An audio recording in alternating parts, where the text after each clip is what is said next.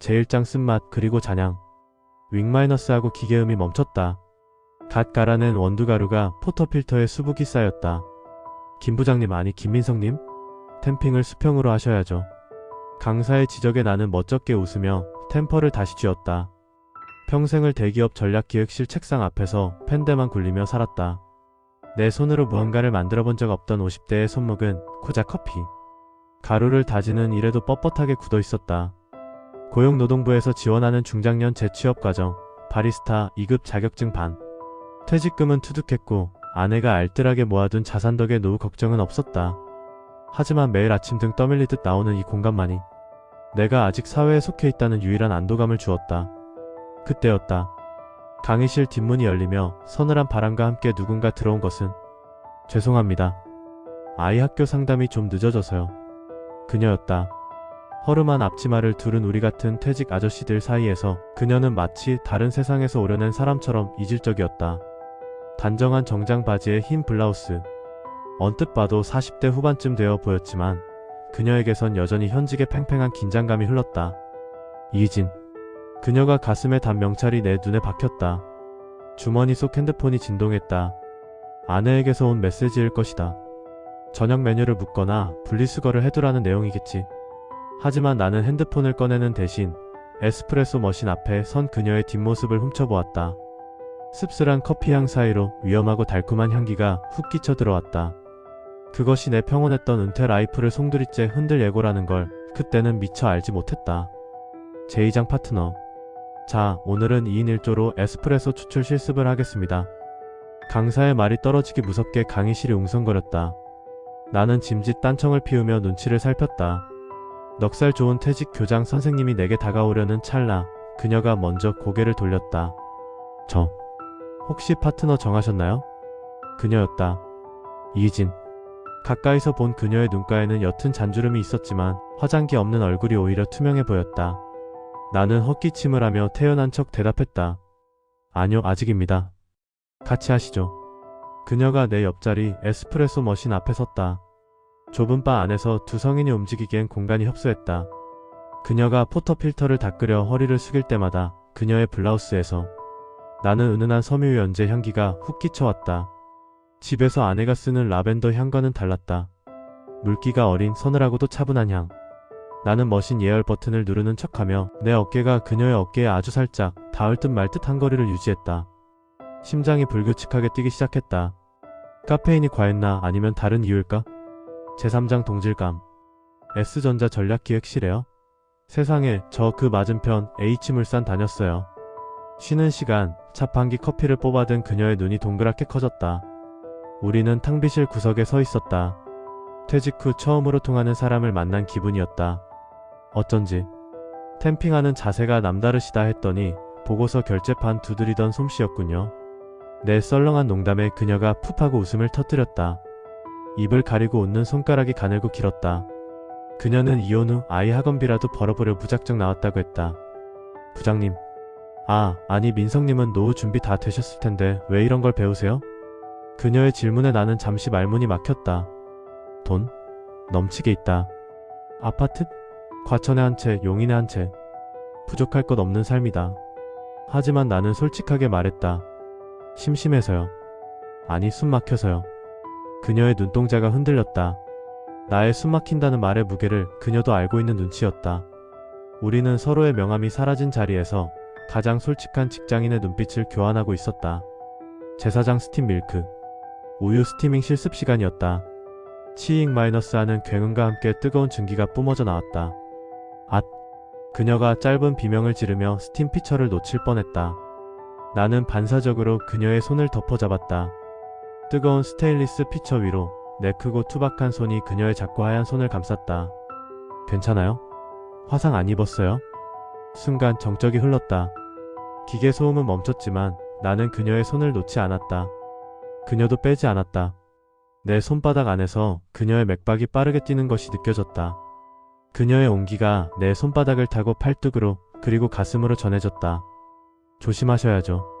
다치면. 속상하니까. 내 입에서 나온 말이라고는 믿기지 않는 느끼한 대사였다. 하지만 그녀는 얼굴을 붉히며 고개를 숙였다. 그때 주머니 속 핸드폰이 또 징징대며 울렸다. 아내다. 저녁에 장모님 오신대. 나는 액정에 뜬 메시지를 힐끗 보고는 휴대폰을 뒤집어 엎어버렸다. 제5장 하교 시간. 수업이 끝났다. 건물 밖은 이미 어둑해져 있었다. 보통 때라면 곧장 주차장으로 향했겠지만 오늘은 그녀의 뒤를 밟듯 천천히 걸어 나왔다. 지하철 타세요? 아, 네. 아이 픽업 시간이 빠듯해서 뛰어가야 해요. 그녀는 굽 낮은 구두를 신고 종종 걸음을 쳤다. 그 뒷모습이 왠지 모르게 처연하고 또 사랑스러웠다. 나도 모르게 내 차 키를 만지작거렸다. 태워다 줄까요? 라는 말이 목구멍까지 올라왔지만 삼켰다. 아직은 일렀다. 너무 친절하면 의심받는다. 혹은 부담을 준다. 조심해서 가요. 내일 봐요, 희진씨. 나는 처음으로 그녀의 이름을 불렀다. 그녀가 멈칫하더니 뒤를 돌아보며 환하게 웃었다. 네, 민성님도요. 그녀가 사라진 지하철역 입구를 나는 한참이나 바라보았다. 집으로 돌아가는 길 차 안 라디오에서 흘러나오는 노래가 유난히 감미롭게 들렸다. 백미러에 비친 내 얼굴이 낯설었다. 입꼬리가 올라가 있었다. 나는 지금 위험한 차선 변경을 시도하고 있었다. 제6장 첫 식사. 저기 민성님. 괜찮으시면 점심 같이 하실래요? 지난번 도와주신 것도 있고 해서. 수업 전 그녀가 쭈뼛거리며 물었다. 거절할 이유가 없었다. 아니, 기다리고 있었다. 우리는 학원 근처의 허름한 팩반집으로 향했다. 대기업 임원 시절엔 법인카드로 호텔 뷔페나 고급 일식집만 다녔는데 8,000원짜리 김치찌개 앞이라니. 하지만 반찬을 내 쪽으로 밀어주는 그녀의 손길에 입맛이 돌았다. 혼자 먹는 밥이 지겨웠거든요. 아이는 학교 급식 먹으니까 낮에는 늘 대충 때웠는데 그녀는 밥 한 공기를 싹 비웠다. 씩씩하게 먹는 모습이 짠하면서도 예뻤다. 나는 그녀의 입가에 묻은 고춧가루를 지적해주는 대신 내 몫의 계란말이를 그녀의 밥그릇에 얹어주었다. 마치 연애를 처음 시작하는 대학생이 된 기분이었다. 제7장 사업계획서. 식사 후 우리는 잠시 근처 카페에 앉았다. 그녀는 낡은 노트를 꺼내 보여주었다. 빼곡하게 적힌 창업계획 메모였다. 동네 작은 테이크아웃 전문점을 하고 싶은데 권리금이 너무 비싸서요. 나는 습관적으로 노트를 후었다. 전략기획실 짬밥이 어디 가겠는가. 상권 분석, 원가율, 마진. 내 눈엔 허점투성이었고 솔직히 말하면 내 통장에 있는 현금만으로도 그녀가 원하는 가게 서너 개는 당장 차려줄 수 있었다. 하지만 나는 지갑을 여는 대신 펜을 들었다. 여기 이 부분은 수정하는 게 좋겠어요. 재료비 비중이 너무 높아요. 내 조언을 받아 적는 그녀의 정수리가 보였다. 도와주고 싶다. 단순히 선의일까? 아니면 그녀의 삶에 깊숙이 개입하고 싶은 욕망일까? 나는 그녀의 성공을 바라는 건지 아니면 그녀가 내게 의지하길 바라는 건지 헷갈리기 시작했다. 제8장 소나기. 수업이 끝나고 나오는데 하늘이 뚫린 듯 비가 쏟아졌다. 일기예보에도 없던 소나기였다. 어머, 우산 없는데. 그녀가 당황한 듯 발을 동동 굴었다. 나는 회심의 미소를 지으며 가방에서 우산을 꺼냈다. 골프 칠 때나 쓰는 2인용 대형 우산이었다. 제 차까지 같이 쓰고 가시죠. 데려다 드릴게요. 아니에요, 지하철역까지만. 비 많이 옵니다. 옷 젖어요. 타세요. 나는 단호하게 말했다. 우산 속은 좁고 아늑했다. 빗소리가 세상의 소음을 지워버린 작은 돔 안에서 그녀의 어깨가 내 가슴팍에 닿았다. 그녀의 젖은 머리카락에서 나는 샴푸 향기가 빗물 냄새와 섞여 묘한 페로몬처럼 느껴졌다. 주차장까지 걷는 그 짧은 시간이 영원하길 바랐다. 제9장 조수석. 내 차 조수석에 그녀를 태웠다.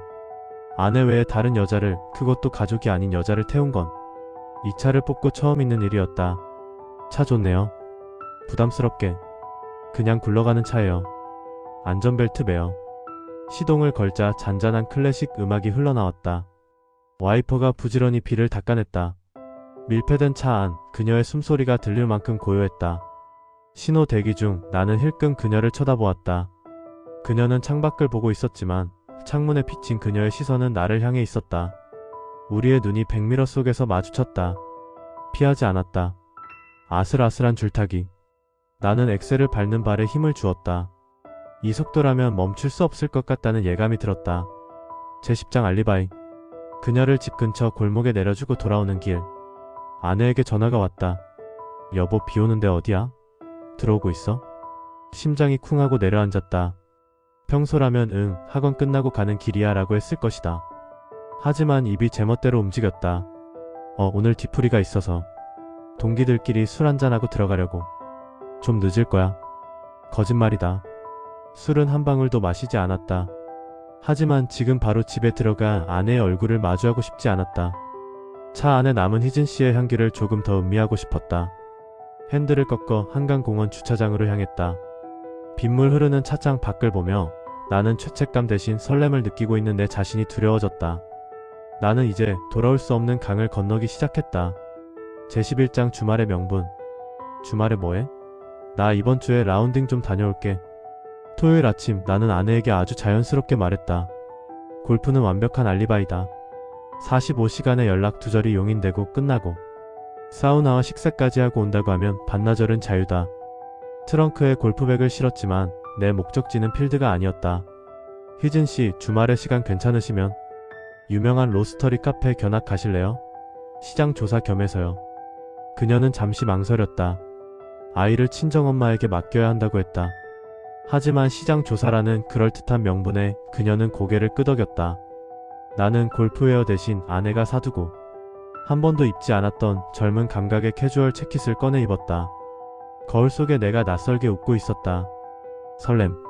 20년 만에 느껴보는 감정이었다. 제12장 고속도로.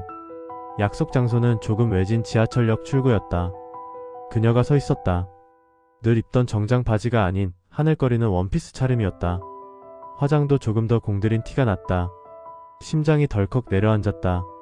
그녀도 이 만남을 데이트로 인식하고 있다는 신호였으니까. 멀리 가네요. 죄송해요. 주말인데 쉬지도 못하시고. 아니에요. 저도 바람 쐬고 싶었어요. 내 차 조수석에 그녀가 탔다. 고속도로에 올리자마자 엑셀을 밟았다. 선루프를 열자 따스한 햇살과 바람이 차 안으로 들이닥쳤다. 옆에서 그녀가 머리카락을 쓸어 넘기며 웃었다. 아내와 함께 탈 때는 늘 라디오 뉴스 채널만 들었지만 오늘은 최신 가요를 틀었다. 우리는 마치 도망치는 연인들처럼 서울을 빠르게 벗어났다. 제13장 시장 조사. 양평의 전망 좋은 대형 베이커리 카페. 우리는 시장 조사라는 핑계로 가장 전망 좋은 창가 자리에 앉았다. 커피 2잔과 조각 케이크 그리고 빵을 이것저것 담았다. 3만 원이 훌쩍 넘는 금액. 그녀가 지갑을 꺼내려 허둥댔지만 나는 제지했다. 내가 살게요. 나중에 희진 씨가 대박 나서 사장님 되면 그때 비싼 거 사요. 그녀는 포크로 케이크를 조금씩 떼어 먹으며 행복해했다. 전 남편과의 생활이 얼마나 팍팍했는지 아이 키우며 커피 한 잔의 여유가 얼마나 간절했는지 그녀의 눈빛이 말해주고 있었다. 나는 커피 맛 따위는 알 수 없었다. 오로지 내 앞에 앉은 그녀의 입술에 묻은 크림과 눈가에 잡힌 주름마저 사랑스럽게 보이는 내 미친 감정에만 집중할 뿐이었다. 제14장 산책로. 카페 뒤편에는 강을 따라 걷기 좋은 산책로가 있었다. 우리는 나란히 걸었다. 손을 잡고 싶다는 충동이 일었지만 아직은 참아야 했다. 그때 산책로의 돌부리에 그녀가 비틀거렸다. 내가 반사적으로 그녀의 팔을 낚아챘다. 그녀의 몸이 내 쪽으로 기울며 품에 안기듯 부딪혔다. 짧은 순간이었지만 그녀의 부드러운 감촉과 체온이 셔츠 너머로 생생하게 전해졌다. 괜찮아요?